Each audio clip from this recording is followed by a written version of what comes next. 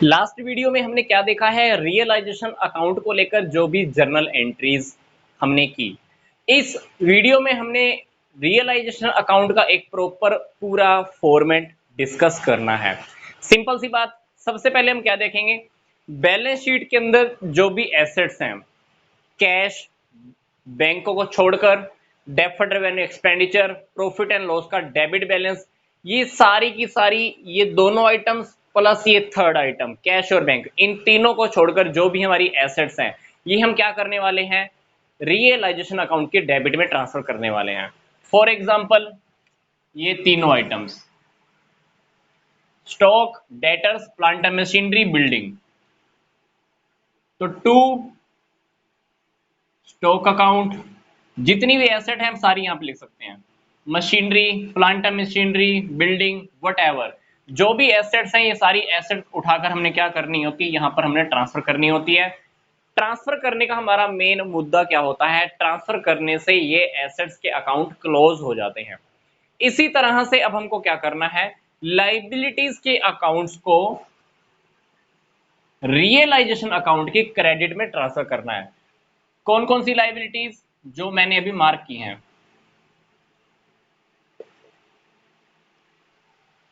Sundry creditors, employees provident fund, bills payable, outstanding expenses, third party से हमने loan लिया हुआ है, बैंक से लोन लिया हुआ है, बैंक ओवरड्राफ्ट है, पार्टनर की किसी वाइफ से हमने लोन लिया हुआ है, ये सारी की सारी जो लाइबिलिटीज होती हैं, ये हम यहां पर ट्रांसफर कर देते हैं। ठीक है, इसके बाद हमको क्या देखना होता है, सबसे इंपॉर्टेंट बात, एसेट्स को हम उनकी बुक वैल्यू पे ट्रांसफर करते हैं। बुक वैल्यू का मतलब क्या है, ये देखिए, मान लीजिए डेटर्स 2 लाख के हैं, इसमें से हमने 20,000 का प्रोविजन माइनस करके कॉलम के अंदर हमने 1,80,000 पे हमने शो किए हुए हैं।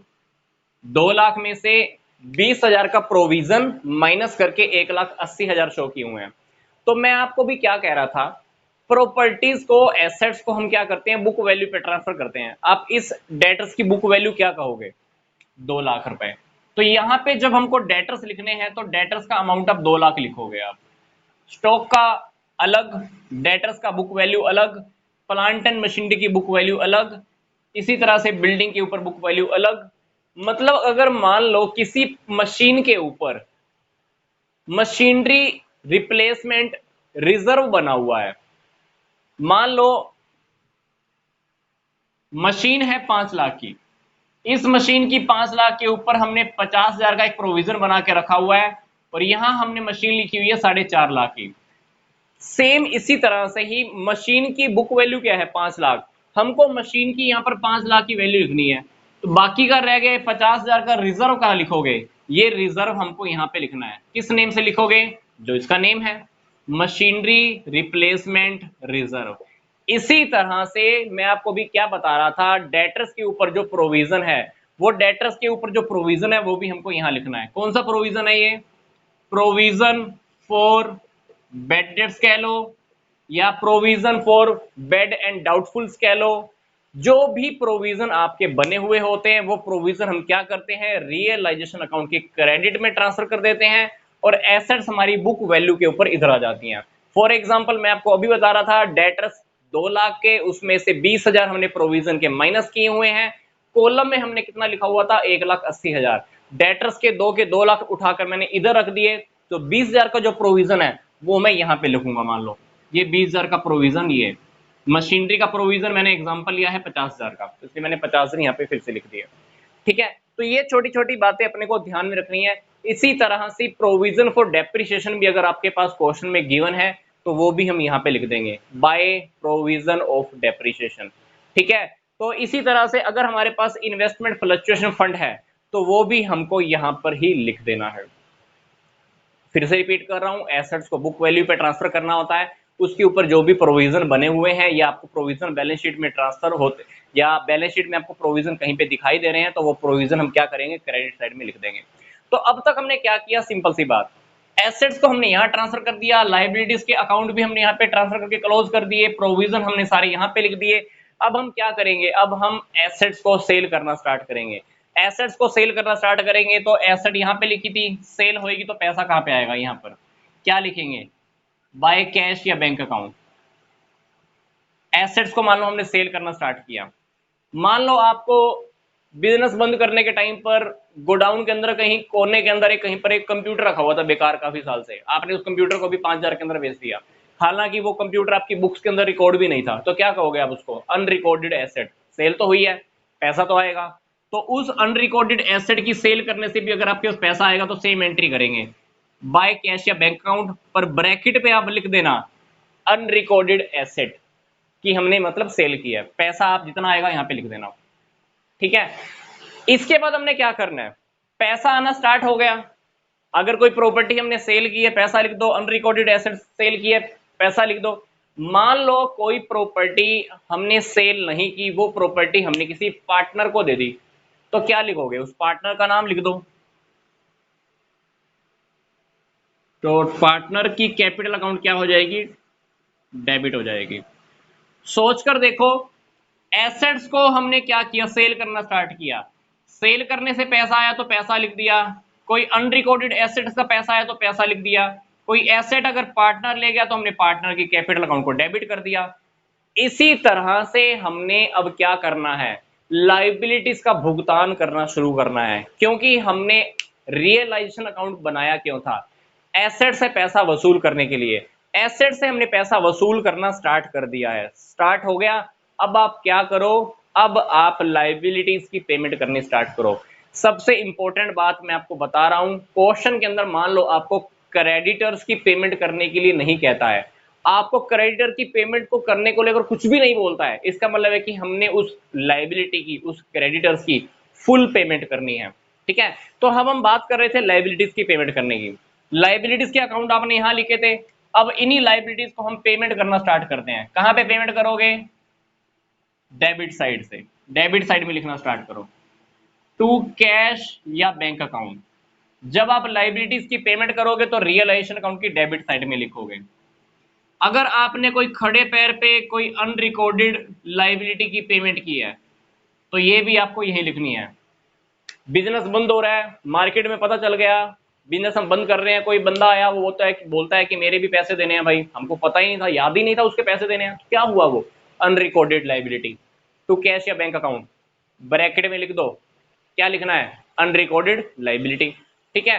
इसी तरह से ही मैं आपको बता रहा था कि रियलाइजेशन अकाउंट जब हम बनाते हैं, जब हम रियलाइजेशन का काम कर रहे होते हैं, तो कभी कभी कोई पार्टनर जिस तरह से बिजनेस की एसेट लेके चला जाता है, उसी तरह से पार्टनर कभी कभी क्या करता है, फर्म की तरफ से लाइबिलिटीज की पेमेंट करता है। और अगर वो फर्म की तरफ से लाइबिलिटीज की पेमेंट कर रहा है तो हम क्या करेंगे, उसकी कैपिटल के क्रेडिट में उतना ही अमाउंट हम लिख देंगे। तो लाइबिलिटीज की भुगतान किया तो हमने यहाँ कैश या बैंक अकाउंट लिखा। इसी तरह से अगर कोई पार्टनर फर्म की तरफ से लाइबिलिटीज का भुगतान करता है तो उस पार्टनर का हम नाम लिख देंगे, टू पार्टनर्स कैपिटल अकाउंट, ठीक है। तो जर्नल एंट्री पीछे वाली वीडियो में हमने देखी है, अगर वैसे हम यहाँ पर अकाउंट में से अगर जर्नल एंट्री देखें तो क्या होगा, कोई पार्टनर अगर फर्म की लाइबिलिटीज का भुगतान करता है फर्म की तरफ से, जर्नल एंट्री क्या होगी, जर्नल एंट्री सोचकर देखो, realisation account debit to partners capital account, हम पार्टनर की कैपिटल अकाउंट की क्रेडिट में उतना ही अमाउंट डाल देंगे जितना उसने लाइबिलिटी का भुगतान किया होगा, ठीक है। रियलाइजेशन के टाइम पर हमारे कभी कभी एक्सपेंसेस भी होते हैं जिसको हम बोलते हैं रियलाइजेशन एक्सपेंसेस, वो एक्सपेंसेस भी फर्म को पे करने होते हैं। तो वो एक्सपेंसेस भी अगर आपने हुए हैं तो आपको एक्सपेंस का नाम लिखने का जरूरत नहीं है, आप क्या करोगे, टू कैश या बैंक अकाउंट, ब्रैकेट में लिख दीजिए कि हमारे रियलाइजेशन के एक्सपेंस हुए हैं, ठीक है। और कभी कभी ऐसा भी होता है कि पार्टनर ने फर्म के बिहाफ पर एक्सपेंसेस पे कर दिए और फर्म ने उसको हाथों हाथ पेमेंट कर दी एक्सपेंसेस की, तब भी आप यही एंट्री कर दोगे, क्योंकि उसने पेमेंट की, फर्म ने उसको हाथों हाथ पेमेंट दे दी, तब भी आप यही उसको एंट्री कर दो, सिंपल सी बात, ठीक है। इसके बाद हम क्या करेंगे, रियलाइजेशन अकाउंट के अंदर हमने देखो अब तक क्या क्या है, सिंपल सी बात, ध्यान से देखिएगा, बैलेंस शीट की राइट साइड को उठाकर लेफ्ट साइड में पटक दिया, लेफ्ट साइड को उठाकर राइट साइड में पटक दिया। एसेट्स हमने यहां लिखी थी, बेचना हमने यहां पे स्टार्ट किया, बेचना हमने यहां पे स्टार्ट किया, कोई पार्टनर भी ले गया तब भी हमने यहां लिखी। लाइबिलिटी हमने यहां पर ट्रांसफर की थी, लाइबिलिटी का अकाउंट हमने यहां पे क्लोज किया था, लाइबिलिटी की पेमेंट हमने यहां पे स्टार्ट की। अनरिकॉर्डेड लाइबिलिटी की पेमेंट की, कोई लाइबिलिटी की पेमेंट अगर पार्टनर ने की तो उसका नाम लिख दिया। रियलाइजेशन का कोई एक्सपेंस हुआ तो भी हमने यहां पे लिख दिया। उसके बाद क्या, आप रियलाइजेशन अकाउंट का टोटल करो, या तो प्रॉफिट आएगा या क्या आएगा, लॉस आएगा। प्रॉफिट आएगा पार्टनर की कैपिटल अकाउंट की क्रेडिट में चला जाएगा।